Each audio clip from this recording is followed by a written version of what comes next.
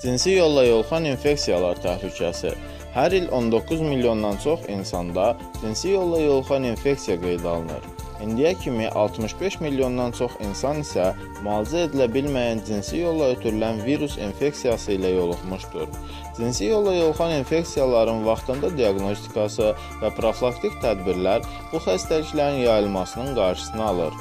Cinsi yolla keçən xəstəliklərin riskləri və nəticələri baxımından qadınlar daha çox əhəmiyyət daşıyır. Çünki cinsi yolla yoluxan infeksiyalarla təmasda olduqda qadınlar daha böyük ehtimalla yoluxurlar. Yoluxduqdan sonra isə qadınlarda əlamətlər çox halda özünü biruzə vermir.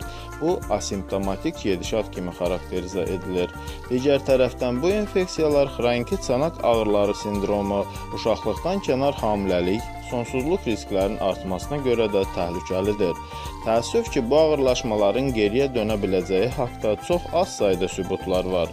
Qadınlarda sidik yolları infeksiyaları təkrarlayarsa və müayinədə sidik sterildirsə, mütləq cinsi yolla yoluxan infeksiyalar göz önündə olmalıdır. Statistika göstərir ki, sidik yolları infeksiyaları ilə müraciət edən qadınların 50%-dən çoxunda cinsi yolla yoluxan infeksiyalar tapılır. Cinsi yolla yoluxan infeksiyaların bir xüsusiyyəti də birinin digərinə şərait yaratmasıdır.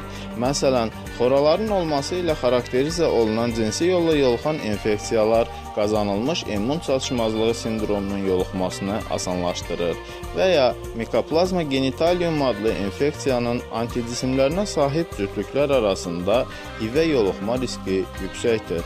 Tədqiqatlar göstərir ki, cinsi yolla yoluxan infeksiyaları olan pasientin vaxtında aşkar edilib müalicə alması, onun cinsi partnyorunun və hətta gələcəkdə doğulacaq körpənin də həyatının yoluxma riskini azaldır.